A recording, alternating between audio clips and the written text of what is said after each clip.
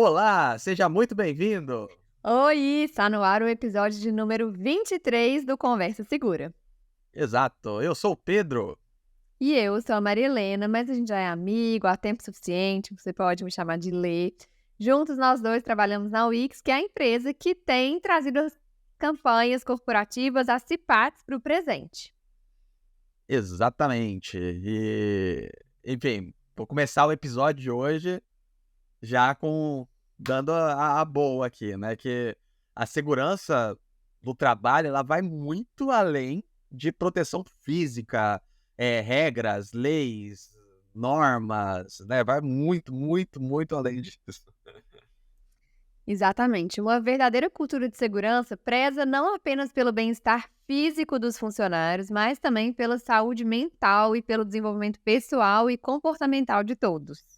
É isso aí. Essa é a nova visão de segurança, né, que é uma abordagem que tem sido extremamente, valorizada, assim, e eficaz, porque elas fazem as pessoas valorizarem as suas vidas em todos os aspectos possíveis.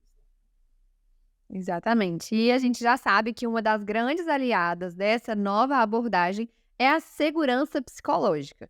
Mas por onde começar, né? O que é de fato a segurança psicológica e qual a relação dela com a segurança do trabalho? Como fazer para engajar equipes em uma cultura de cuidado mútuo e quais estratégias você que está aí em casa ou na empresa pode aplicar para construir ambientes de trabalho mais acolhedores, motivadores e seguros em todos os sentidos para todo mundo que trabalha lá. O Ale já fez todas as perguntas do episódio inteiro já, nem começou. Vamos ver se a convidada já vai ter que chegar respondendo tudo de uma vez. Espero que ela tenha anotado, viu. E se você não sabe dessas respostas, enfim, muito em breve, acho que você terá na ponta da língua. Isso, não precisa se preocupar, porque a gente trouxe hoje uma convidada expert nesse assunto, que vai trazer as melhores ideias, estratégias e insights sobre essa nova visão sobre a segurança psicológica para você. Exatamente. Para falar desse assunto, convidamos uma psicóloga e educadora de segurança que tem contribuído, né, de forma muito relevante para disseminar informação sobre essa nova visão de segurança e temos a oportunidade de tê-la aqui conosco hoje.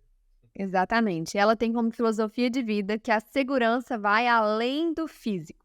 Então, com vocês, chega de enrolação. Seja muito bem-vinda, Kendra Venturella, ao nosso Conversa Segura. Olá, pessoal. Bom dia, boa tarde, boa noite. Bom, Kendra, primeiro, muito obrigada pelo seu convite, por ter topado. Você, né, além de ser psicóloga, tem produzido conteúdo sobre tudo isso que a gente falou aqui na abertura. Mas, para a gente começar, conta um pouquinho para o pessoal da sua experiência, da sua carreira, como que você tem atuado aí para promover esses conceitos. Certo, então, atualmente eu trabalho como educadora de segurança, né, desenvolver treinamentos e atuo também como psicóloga organizacional e do trabalho, mas com esse foco em segurança, que é algo que eu vejo que é super importante. Hoje eu atuo dentro das empresas através de workshops, palestras, oficinas e também na internet produzindo conteúdo para que a gente possa disseminar ainda mais esse tema que é super relevante, seja a nova visão de segurança, seja a segurança psicológica. Então, eu estou nessas frentes levando temas específicos como percepção de risco, a própria segurança psicológica, que muitas pessoas não entendem ainda o que é e como que a gente consegue implementar ela, fatores humanos, o que que é comportamento. A gente ouve muito que a maior causa de acidentes hoje é o comportamento, né? Você vai procurar, tá lá, e 97% dos acidentes de trabalho são comportamento. Será que é? O que que é esse comportamento? O que que é um viés comportamental?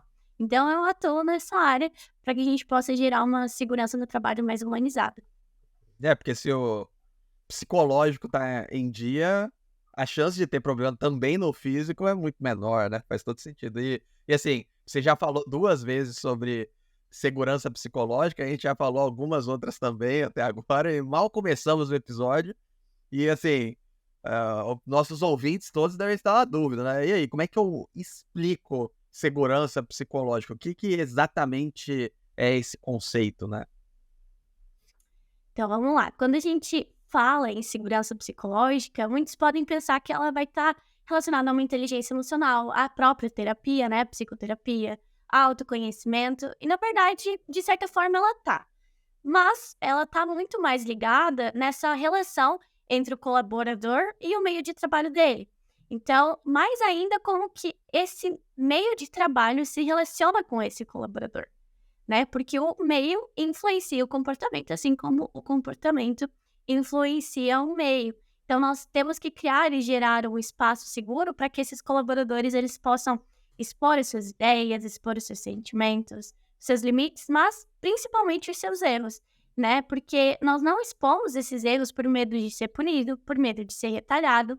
E o que a gente quer em segurança? A gente quer mapear isso, a gente precisa entender o que está dando errado, mas também, principalmente, o que está dando certo. Então, para que exista a segurança psicológica e eu possa compartilhar esses erros, eu possa compartilhar os meus aprendizados, eu preciso me sentir incluso no ambiente que eu tô. Isso vai me gerar independência, vai me gerar confiança e eu preciso de segurança para aprender com aquilo que eu errei, para que eu possa me colocar nesse lugar de fragilidade e levantar a mão e dizer eu não sei, né? Que eu possa ter essa segurança de errar. E aí eu aprender com esse erro. É o que a gente chama de errar com inteligência. Porque não basta você errar, você precisa aprender e tirar uma lição daquilo. Então, eu preciso ter essa segurança para contribuir com dicas, com ideias, para que eu possa ensinar e também para que eu possa me desafiar, ser mais resiliente, inovar, esboçar minha criatividade dentro do ambiente de trabalho. Isso vai fazer com que a gente tenha ambientes de trabalho mais seguros. Então, por isso que a segurança psicológica é tão importante para a segurança do trabalho. Porque tudo aquilo que nós ouvimos é que os funcionários não participam, os funcionários não relatam, os funcionários não têm segurança. Então, nós conseguimos, através da segurança psicológica, gerar um ambiente que mude esse cenário. Porque o problema não é o funcionário, é o ambiente que ele está inserido, que não vai construir uma cultura que ele colabore para essa participação.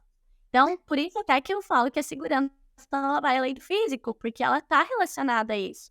Então, resumidamente, segurança psicológica é eu me sentir à vontade dentro do ambiente de trabalho que eu tô para esboçar as minhas ideias, esboçar minha criatividade e principalmente levantar a mão para dizer que eu errei e que eu não sei aquilo ali e que eu preciso aprender com esse erro. Então, como que a gente gera esses ambientes de trabalho mais seguros psicologicamente? Tá, então vamos tentar colocar isso como uma coisa mais concreta, assim. Vamos supor, o ambiente de trabalho fisicamente seguro é aquele que tem toda a proteção necessária, em que a pessoa tem os equipamentos necessários para se proteger, cumpre os protocolos que devem ser cumpridos. E quando um ambiente é psicologicamente seguro, ele é um ambiente em que a pessoa, claro, sabe que errar é errado, né?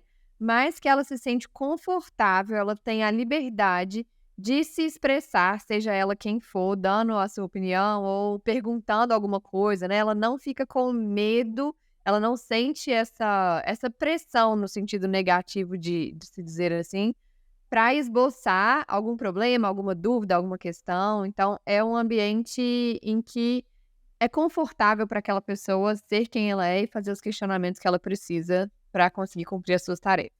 Isso. Uma coisa que a gente tem que entender é que errar não é errado. Errar é humano. Faz parte de nós. O ser humano ele vai errar. Isso é um fato, né? Nós não somos perfeitos e existem N fatores que influenciam a gente na tomada de decisão. Então, nós vamos errar. E a partir disso, o que a gente faz?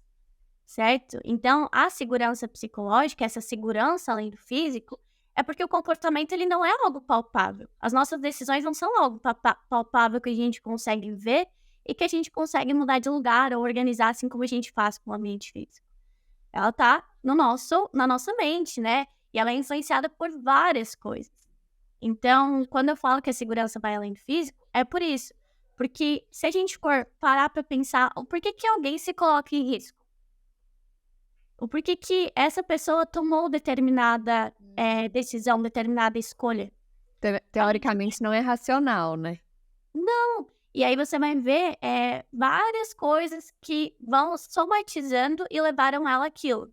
Então, por exemplo, o trabalhador tá lá em casa, foi sair de casa, o carro não pegou. E aí ele já chega no trabalho atrasado. Chegando no trabalho atrasado, um exemplo, né? Sim, lúdico. Chegando no trabalho atrasado, ele ouve do chefe dele que, vamos supor, ele tinha que chegar às 8, ele chegou às 8h30. Ele ouve do chefe dele, fulana, eu preciso que a gente termine aquela manutenção em determinado setor até às 10 horas. Só que é uma atividade que vai levar muito mais tempo do que isso.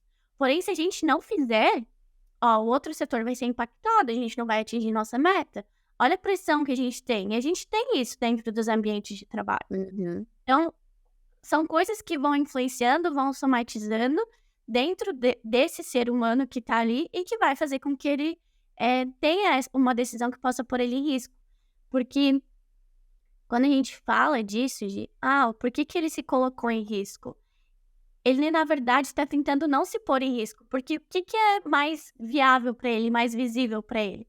Um chefe que está ali cobrando ele, que pode demitir ele, ou um acidente que talvez aconteça.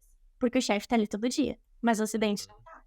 Então, é isso que eu tento levar com a frase que a segurança vai além do físico e o porquê nós precisamos criar ambiente de trabalho com segurança psicológica. E realmente isso faz todo sentido, assim, porque acho que qualquer ouvinte nosso, assim, né, especialmente os mais experientes em segurança do trabalho, hei de concordar que essa parte comportamental, psicológica, né, de relacionamento, até uma das partes mais importantes, né, da área de SST, porque mesmo a pessoa que tem essa abordagem mais do físico, eu acho que ela vai se dar muito bem se ela dominar, ou pelo menos ter bastante conhecimento, o máximo que ela conseguir, nessas áreas em questão, né? E no seu caso, você tem uma abordagem de saúde e segurança do trabalho, porém você foi para um caminho muito diferente, né? Que acabou trazendo todas essas reflexões também diferentes, né? Como é que foi essa jornada, essa trajetória sua e o racional para essas suas escolhas de carreira e de capacitação, né, da sua parte, para que você chegasse aqui agora e nos despertasse essas questões bem interessantes? Então, eu iniciei a psicologia. Primeiro que lá atrás eu iniciei a faculdade de engenharia. Fiz 6 semestres de engenharia e tive bastante contato com isso. E quando eu cheguei no 6º semestre, eu pensei, gente, isso aqui não é pra mim, não tá dando certo. Eu era encantada com essa parte da organização, da indústria principalmente, mas a engenharia não me cativou. E aí eu pensei, vou atrás de alguma coisa que faça sentido pra mim. Então, troquei pra psicologia. E aí, me encantei. E nós, na minha faculdade, a gente precisa começar estágio desde a 4ª fase. São 10 fases, são 5 anos. Dentro desses estágios, eu precisava fazer um estágio institucional. Então, eu entrei numa indústria de papel e celulose bem grande aqui na nossa região. E aí, lá... De onde você é, Kendra? Eu sou de Santa Catarina. E dentro dessa indústria, primeiro que aqui ela movimenta os trabalhos da região, né? E eu sempre ouvi falar muito bem, e você chega imaginando uma coisa e quando você vê lá é, tipo, muito mais grande do que aquilo que você pensou e muito mais complexo. E eu iniciei dentro da área de gestão de pessoas. Só que quando eu iniciei dentro dessa área de gestão de pessoas, a minha cadeira era de treinamento e desenvolvimento. E entre esses treinamentos estavam os treinamentos normativos. E eu olhei para aquilo lá e pensei, gente, o que é essa tal de NER? O que são normas regulamentadoras e o porquê que eu, dentro da área de gestão de pessoas, preciso cuidar disso? Então, foi um caminho de conhecimento e a cultura de segurança dentro dessa empresa é muito forte.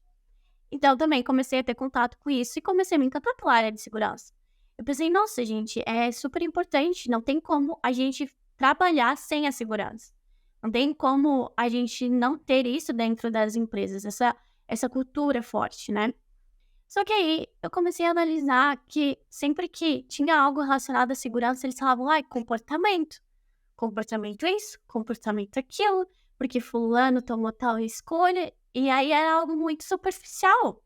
De, tipo, ele fez isso, então a gente precisa punir ele por isso, ou enfim, vamos olhar para isso, né?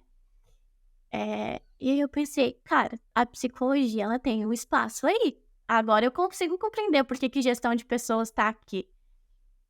E aí, ao entender essas normas regulamentadoras e a segurança, eu comecei a me interessar mais. Por exemplo, eu encontrei a Juliana Bley, né, que é psicóloga e é uma das maiores referências hoje que a gente tem dentro da área de segurança do trabalho. E vendo a abordagem dela, vendo também a Andresa Araújo, eu comecei a perceber como que essas ligações poderiam ser feitas, como que uma coisa poderia se conectar com a outra. E aí foi onde eu comecei a pesquisar e onde eu comecei a compreender ainda mais sobre comportamento e ligação dele com a segurança no trabalho. E depois não saí mais, depois só fui cada vez mais dentro. Meio louco, né? Já trabalho com psicologia, que é algo bem complexo, que é o ser humano, e aí tem mais áreas de segurança no trabalho. Não, é muito legal mesmo, porque o que a gente está acostumado a ver dentro dessa área, né, é uma abordagem mais técnica, um pouco mais física mesmo. Então, quando a gente se depara com conceitos como que você costuma falar e tudo, é muito interessante fazer essa conexão, assim, da decisão, do processo humano, né, com tudo que acontece na área de segurança. E aí, passando já para... Pode falar, desculpa. Não, a gente precisa olhar para o humano, né? Porque Sim. quando a gente fala geralmente de acidentes, é bem nesse superficial, assim. De tipo, ele cometeu um acidente e vai de A para B. A gente não vê todas as curvaturas, todas as decisões, o que está por trás daquilo. Então, a psicologia ela vem agregar muito com a segurança no trabalho. Muito legal. E agora já partindo para a parte do universo real mesmo da pessoa que está ali executando os trabalhos e tudo, dentro das empresas, né? Você deve passar por várias empresas aí dando treinamentos e conversar com várias pessoas de diversos nichos. O que você percebe que normalmente as empresas negligenciam nessa hora de tentar criar uma cultura de segurança?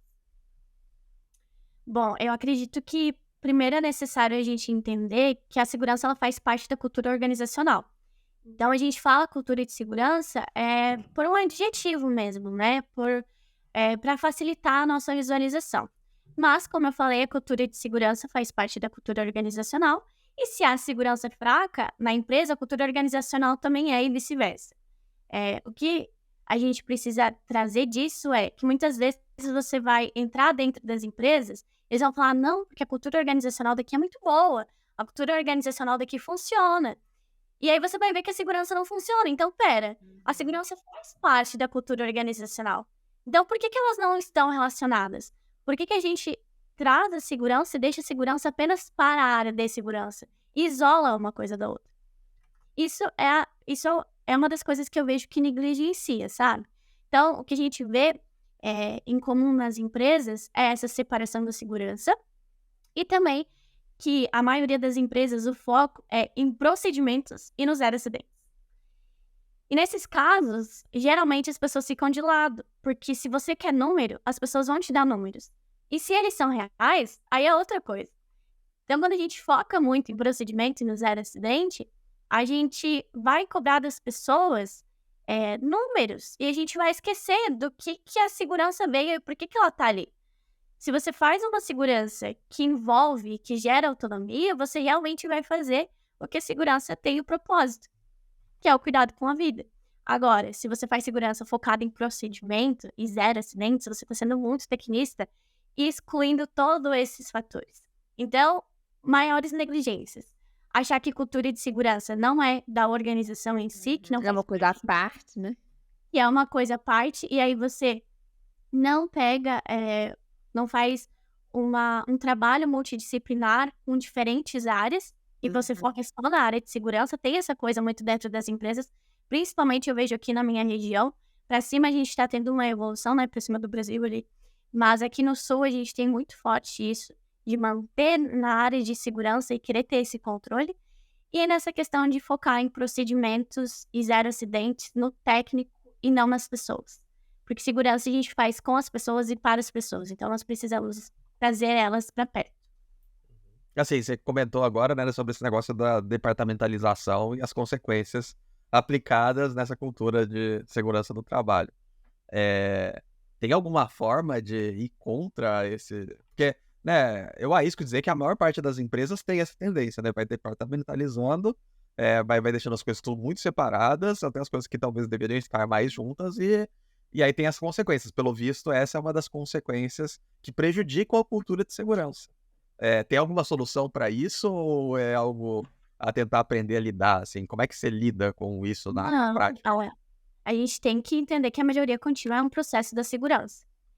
E para a gente obter essa melhoria contínua, como eu falei, a gente precisa desse envolvimento. E como que a gente faz isso? Às vezes as pessoas acreditam que vão precisar de um investimento grandioso dentro da área de segurança para que alguma coisa mude. Ou que simplesmente vão contratar uma palestra ali e aí naquela 1 hora, nossa, tudo vai mudar. E não é assim. É um processo contínuo, é um processo diário, é um processo cansativo e que precisa investir tempo. Algumas dicas básicas para que a gente consiga envolver essas pessoas. Primeiro, a gente tem a CIPA em muitas empresas. A CIPA é uma ferramenta gratuita, vamos, tratar como uma ferramenta, e que é multidisciplinar, não é? A gente vai ter pessoas de vários setores. Então, nós precisamos dar autonomia para essa CIPA e capacitar ela. Porque o que eu vejo, queremos fazer segurança, mas queremos que a área de segurança faça segurança. E aí muitos técnicos falam assim,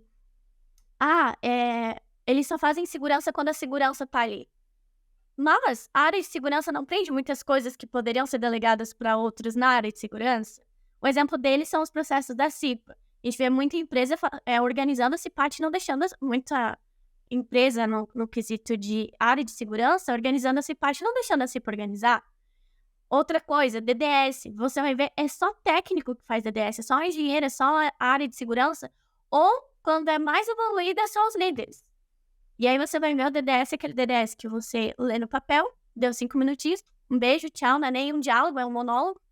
Então, por que a gente não capacita, pega colaboradores, facilitadores, transforma eles em facilitadores de diálogos? E aí a gente vai criando pivôs para que essa cultura seja passada de um para o outro. Exato. A gente vai utilizando daquilo que a gente já tem para que a gente consiga envolver as pessoas. Nós precisamos trazer a liderança para perto, não só na hora de cobrar, na hora de julgar e apontar o dedo quando um incidente acontece. Nós precisamos fazer com que eles estejam juntos ali na segurança, seja na hora de analisar os indicadores, já que nós somos uma área tão técnica, trazer a liderança para isso, sabe? Como que tá a área de vocês? O que vocês implementaram de melhoria em segurança na área de vocês?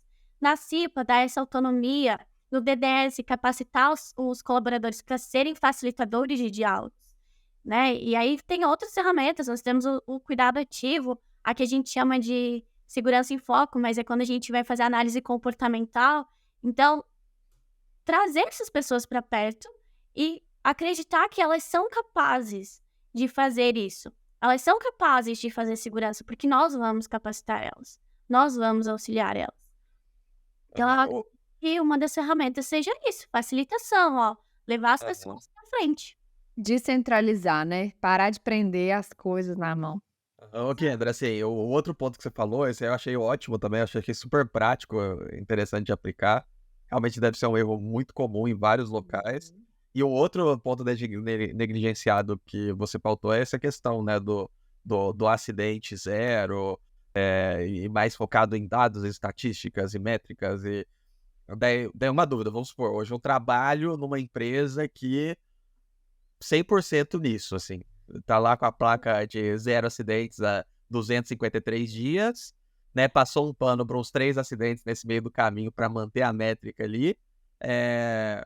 Como é que eu posso fazer, né? Que conselho que você me daria para inverter essa situação, mudar essa realidade e ficar... Porque eu acho que é uma coisa complexa, né? Como é que você vai convencer uma gestão? Provavelmente isso teria que ser até na diretoria, né? Como assim vai tirar aquela placa? Para falar assim, não vamos tão assim focado em dados, vamos focado nas pessoas. Sei lá, me parece algo extremamente complexo de você articular dentro de uma empresa que tem essa cultura, entendeu? É por isso que eu tô querendo algumas dicas aí. É complexo e eu diria que em alguns casos até quase impossível, né? Nós estamos presos a combater o acidente. E tá tudo certo. Realmente, ninguém quer se acidentar. Ninguém quer que a sua área tenha acidentes.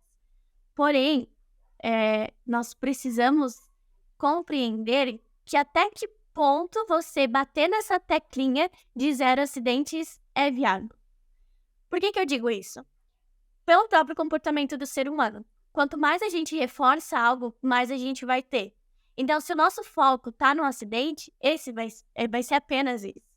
Então, aqui também é muito comum a gente ver dentro das empresas a plaquinha de 0 acidentes. Estamos há tantos dias sem nenhum acidente. E, inclusive, empresas que vão lá e quando bate o recorde, dão almoço, dão brindes, comemoram. Eu fico, gente, vocês sabem que vocês são cada vez mais perto desse acidente. Então, como que a gente faz para inverter isso? Se gosta de indicadores e se quer manter esses indicadores, começar a pensar. Ao invés de colocar quantos dias estamos sem acidente de trabalho, começar a colocar quantas melhorias implementadas em segurança ou processos a gente conseguiu melhorar. Vamos manter os números, né? As pessoas são fixadas nesses números. Então, mas vamos inverter essa tecla? E os números só um parênteses, os números podem até realmente motivar essa cultura de alguma forma se eles forem bem utilizados, né? Sim, porque, querendo ou não, nós somos movidos por desafios. E números nos trazem isso. Então, vamos inverter isso. Deixa a placa lá, mas troca o letreiro, né? Coloca lá, ao invés de quantos dias estamos sem acidente de trabalho, coloca quantos processos a gente conseguiu melhorar em segurança. Quantos riscos a gente conseguiu eliminar, sabe? A gente trazer esse olhar diferente. É a mesma... Estão percebendo que é a mesma coisa, mas de lados diferentes? Sim. Ao invés de eu focar no acidente, eu foquei naquilo que eu consegui melhorar para aquilo. Porque de 100%, 98% a gente faz as coisas certas, mas a gente foca nos 2% que estão dando errado. E além disso, porque não é só a placa que faz essa cultura do 0 acidentes. É a hora que a gente leva isso para as áreas. Então, levar para essas áreas, principalmente para os líderes, porque a gente não chega pro colaborador e fala assim, fulano, você acredita que a gente está tantos dias sem acidente de trabalho? A gente vai na liderança, né? Então, chegar para essa liderança e pedir, estimular que eles tragam essas melhorias, sabe? Levar quanto de cuidado ativo que foi feito na tua área, quanto que segurança em foco, análise de comportamento foram feitas na tua área. Então, a gente... É difícil, sabe? É muito complexo, porque as pessoas acham que quando a gente deixa o 0 acidente de lado, a gente está dando a possibilidade de o acidente acontecer. E não é isso. A gente está dando a possibilidade de capacitar as pessoas para serem resilientes nesse meio de trabalho. Para irem além, né? Não é só não se machucar, é se cuidar de uma forma integral. Exato, porque a gente foca no acidente, né? E nos incidentes também. Só que existem outros impactos, às vezes muito até mais graves. Como eu falei, o acidente ele vai acontecer. O 0 acidente, para mim, e eu acredito que é algo que vem forte nessa nova visão, é impossível. Porque uma hora ou outra, gente, esse acidente vai acontecer. E quando a gente fala dessa filosofia, dessa crença do 0 acidentes, é algo contínuo. Algum momento da vida, nossa empresa vai chegar ao 0 acidente contínuo. Isso não vai acontecer. Porque nós temos seres humanos no ambiente de trabalho se envolvendo com atividades. E o ser humano erra. Então, nós precisamos, ao invés de focar nos 0 acidentes, gerar um ambiente seguro psicologicamente, seguro fisicamente, onde essa pessoa tenha a capacidade de lidar com aquele meio, lidar com as adversidades, e para quando esse acidente acontecer, porque ele vai acontecer, seja mínimo e não impacte a vida daquela pessoa e nem a vida de outras pessoas. Então, é difícil, bem difícil. A gente precisa ir pelas beiradas, mas é possível ao longo tempo. É muito interessante, porque realmente é meio que um abrir de cabeça na cabeça de muita gente, né? Tanto das pessoas que trabalham com segurança e nunca pensaram por esse lado, e dos líderes também, né? Que é um processo de um dominó. Se um muda, o outro vai tentando levar essa ideia. Mas eu queria que você trouxesse pra gente alguma história, assim, alguma experiência marcante que você já viveu na sua carreira, nos treinamentos, que reforçou, assim, na sua cabeça? Você olhou e falou: "Nossa, tá vendo? Por isso que a nova visão de segurança é tão importante", sabe? Um problemão que você viu acontecendo por conta dessa cultura antiquada, vamos dizer assim. Sim. Como eu falei, a realidade aqui da região, ela ainda tá bem rígida. Então, eu atuo bastante aqui na região, né? E aí você vai ver dentro das empresas que eles nem chegaram a ponto de olhar para a cultura de segurança, sabe? Como que a gente pode melhorar esses processos? Você vai dentro da área de segurança e ainda é uma área muito técnica. E chega até a parecer que é como se estivesse nadando contra a maré. Porque como eu estou dentro dos treinamentos, por exemplo, dentro do treinamento de NR10, tem lá a parte que a gente precisa trabalhar a equipe, a gente precisa trabalhar a comunicação. Então, eu vou dentro desse treinamento para trabalhar isso. E as coisas que eu ouço, gente, são muitas vezes chocantes. Aconteceu de um treinamento que eu fui dar, e aí o que eles me trouxeram, assim? Não é nem sobre a nova visão de segurança, sabe? Mas sobre os processos básicos de segurança. Aham. Eles me trouxeram, aqui a gente tem horário para pegar EPI. Se eu não pegar em tal horário, se o meu EPI estragar, eu só vou poder retirar no outro dia. E se ele estragar em determinado tempo, eu vou ter que pagar. Ou, por exemplo, a gente estava fazendo um trabalho em altura, só porque para mim pegar o meu equipamento fica a não sei quantos metros daqui, tipo, porque era uma indústria grande, então ficava muito longe. Aí ele falou assim: você acha mesmo que eu vou descer para pegar a ferramenta que tá lá longe, sendo que eu tenho hora para entregar a minha atividade? Eu não vou descer. E aí eu já até pedi para ter algo aqui perto, né, uma mochilinha, alguma coisa, mas eles falaram que não pode por conta do 5S. Aí até onde que os procedimentos que são para ajudar atrapalham, como por exemplo o 5S, tudo tem que estar no seu lugar. Mas será que realmente eu tô facilitando a vida dessas pessoas ou eu tô complicando mais? E aí essa pessoa me trouxe, eu não vou descer. E se eu esqueço de um equipamento, eu subo mesmo assim, porque é muito longe. E se eu não fizer, o meu chefe vai vir e vai me brigar e posso levar uma suspensão, eu não vou estar entregando atividade, corro o risco de perder o meu emprego. Então, não é que ele está deixando de correr, não é que ele está correndo o risco do acidente, ele está deixando de correr o risco de ser punido. Então, o que eu olho para isso é, tipo, a gente precisa mudar a realidade da segurança no trabalho. Seja através da nova visão ou com procedimentos básicos, sabe? A gente foca, como eu falei, e repito, a gente está muito no técnico, a gente está muito em dados, a gente está muito em entregas, sabe? Em metas.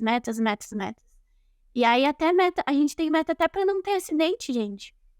Então, é isso que as pessoas vão entregar pra gente. Se é verdade ou não, como eu falei, é outra coisa. A pessoa que trabalha com segurança, ela precisa ter muito esse jogo de cintura, assim, né? Às vezes, eu acho que o fato dela lidar muito com regra, com norma, faz as coisas serem muito protocolares. Então, igual você falou, né? Tem um horário, é um lugar específico, mas é muito importante desenvolver essa habilidade de ter uma flexibilidade, um jogo de cintura, para saber conversar, para saber mudar mesmo as coisas básicas para que até a parte física seja cumprida de uma forma efetiva, né. Então assim, beleza, Sim. tem o horário, mas perceba que o humano fala mais alto, né, o comportamento da pessoa de não atravessar a empresa porque ela tem um horário para entregar a tarefa e o chefe vai cobrar, atrapalha a integridade física. É até o primeiro ponto que a gente conversou sendo deixado de lado, né. Então, só ressaltando a importância de desenvolver essa habilidade que vai além da técnica, que é ter jogo de cintura e entender os problemas da empresa, pensar sobre essa distância, sobre o que a pessoa que está executando o trabalho vai pensar na hora de decidir sobre usar ou não o equipamento. Então, muito interessante mesmo. Aí a gente precisa primeiro transformar isso dentro da própria área de segurança, né? Através dos técnicos, através dos engenheiros, através da equipe que está ali. Porque, querendo ou não, somos nós que reforçamos isso, né? Se a área de segurança ela traz uma abordagem diferente, isso vai impactar no restante, porque é a área de segurança. Não é, a gente não costuma ouvir que é só a segurança que faz segurança, então de que forma que a segurança está fazendo isso? De que forma E a área de segurança está fazendo isso? e que tem tudo a ver com a segurança psicológica, né, aí pensa aí nesse cara que não vai buscar o equipamento porque tá longe e tal. Às vezes ele não tem nem às vezes ele falou com você, mas ele não tem nem essa liberdade de falar com as outras pessoas, com o líder, com o gestor, com a própria equipe de segurança, que não tá bom, que não é um procedimento adequado. Porque o que acontece quando o técnico chega na área? Coloca EPI, né, corre do técnico, porque o técnico ou o engenheiro, enfim, a pessoa que está ali dentro da área de segurança é vista como um inimigo, Fiscal, né. é visto como fiscal. A área de segurança faz um trabalho de policial. Não é à toa que a gente fala que a gente vai investigar um acidente, a gente vai fazer uma blitz de segurança. A segurança não é polícia. A segurança não tá ali para estar nesse papel. A segurança tá ali para cuidar e melhorar esses processos. Então, a forma com que nós nos portamos quando a gente vai para a área, ao invés de eu chegar e paralisar uma atividade e dizer para tudo porque você não tá fazendo isso certo, é chegar e dizer: oi, fulano, tudo bem? Meu nome é Kendra, como que você tá? Ah, eu tô bem? Ou você não sabe, né? Como que é seu nome? O que você tá fazendo aqui? Qual que é a tua atividade? Ah, eu tô fazendo atividade X. Que bacana. Quais são os procedimentos aqui que você tá fazendo? Tem alguma coisa que a gente possa melhorar? Tem como a gente deixar essa atividade mais segura? É uma abordagem diferente do que você chegar ali e dizer assim, para tudo porque você tá fazendo errado. Ninguém gosta de fazer as coisas erradas, né? Então, Não ser julgado, apontado, né, criticado. exato. Então, quando eu vejo um técnico de segurança, obviamente eu vou ter medo, porque ele vai vir me apontando o dedo. Então, a gente precisa ter essa mudança de abordagem. E nós precisamos começar pela área de segurança, para que a gente expanda isso para a liderança, para os colaboradores. Bacana. Ó, fantástico, Kendra. Assim, agora eu fiquei encucado, assim, que para você aplicar essa maneira de agir, né, essa nova visão de segurança, todos os conceitos de segurança psicológica, você precisa convencer várias pessoas de que isso é importante, né? Entre elas, a alta administração, a liderança da empresa, entre elas os outros colegas, né, que são técnicos, engenheiros de segurança do trabalho daquele ambiente. Você tem que engajar os colaboradores, né, nessa cultura. O que geralmente é mais desafiador, se a gente for fazer um ranking, assim, né, do que é mais desafiador, menos desafiador? Que, por exemplo, a alta gestão, ela se convence fácil desse discurso, os colegas técnicos e engenheiros se convencem fácil desse... Qual que é a sua experiência com isso, assim? O que é mais difícil, o que é mais Ou os fácil? próprios funcionários, né. Não, na verdade, todos os níveis são bem complexos, mas se eu fosse classificar em um ranking, a alta liderança, com certeza.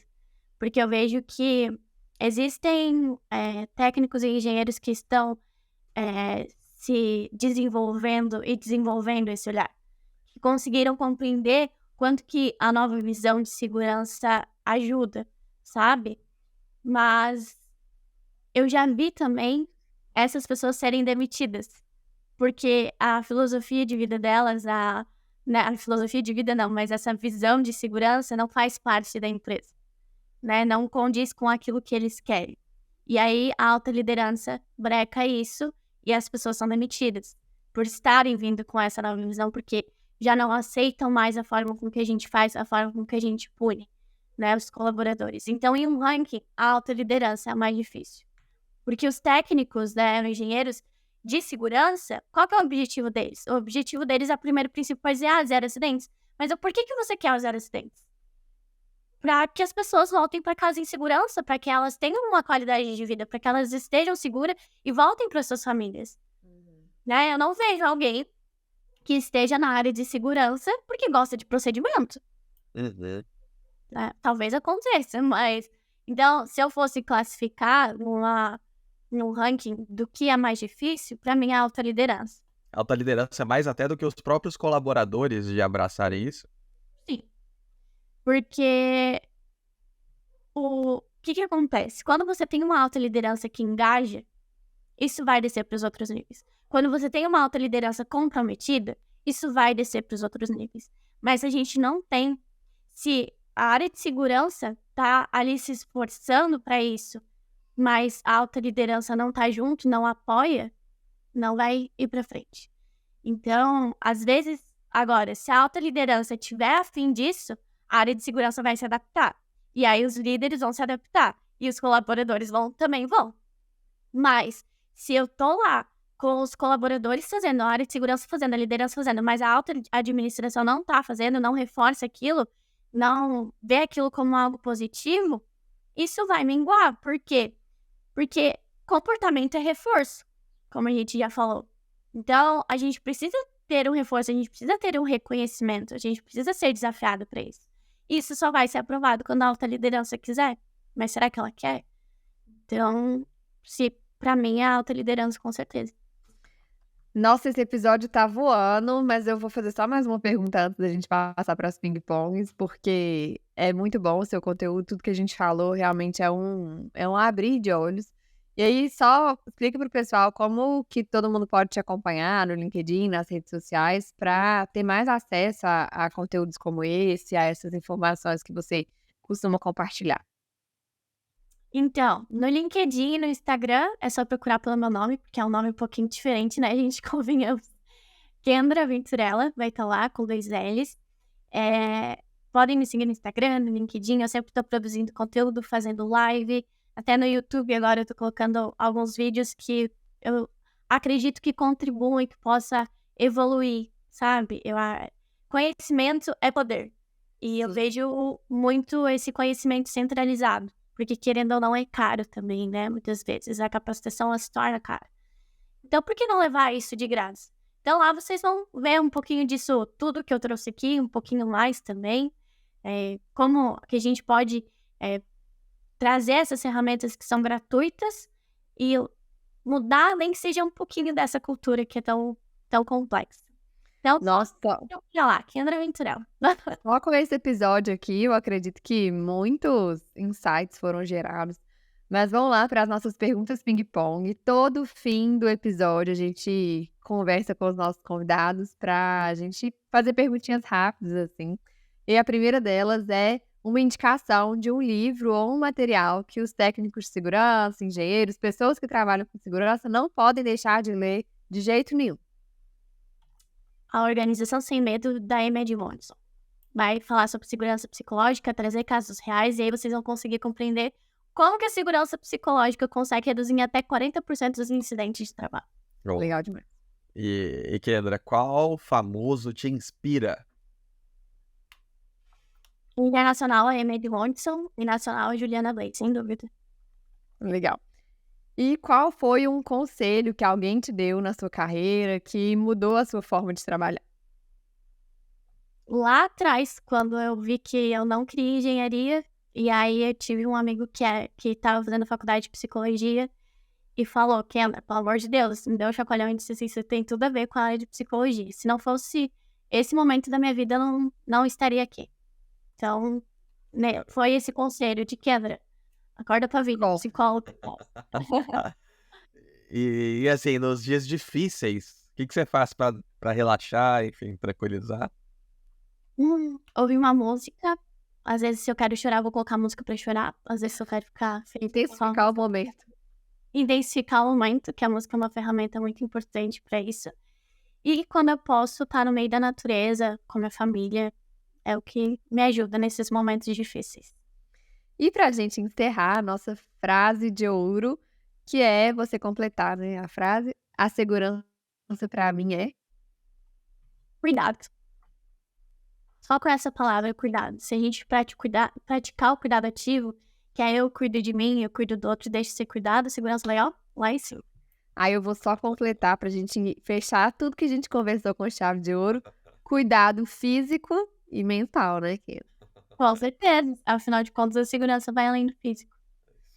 Então, muito obrigada, assim, foi uma honra te receber aqui. Esse papo foi enriquecedor, passou super rápido, eu achei a conversa super leve, foi muito legal, com várias histórias e experiências que vão ajudar quem quer mesmo se destacar, não só pessoalmente, mas destacar a segurança de forma positiva aí nos ambientes de trabalho. Então, obrigada por ter topado. E eu que agradeço pela oportunidade e brigadão. Muito obrigado, Kendra. Muito obrigado a você, ouvinte que nos acompanha aqui toda terça sim, terça não, ouvindo os nossos episódios cheios de convidados especiais e conteúdos super relevantes para aplicar no dia a dia. E, enfim, fiquem sempre de olho aí no nosso Spotify, no nosso YouTube, que de 15 em 15 dias temos conteúdos novos.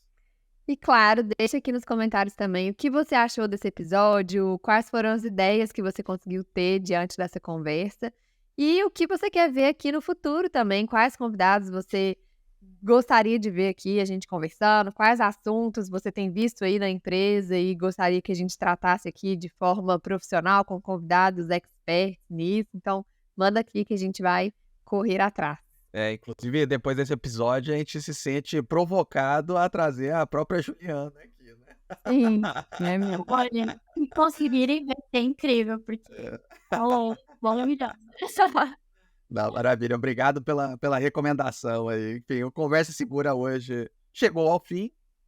Um abraço e até a próxima. Tchau, gente! Tchau, tchau.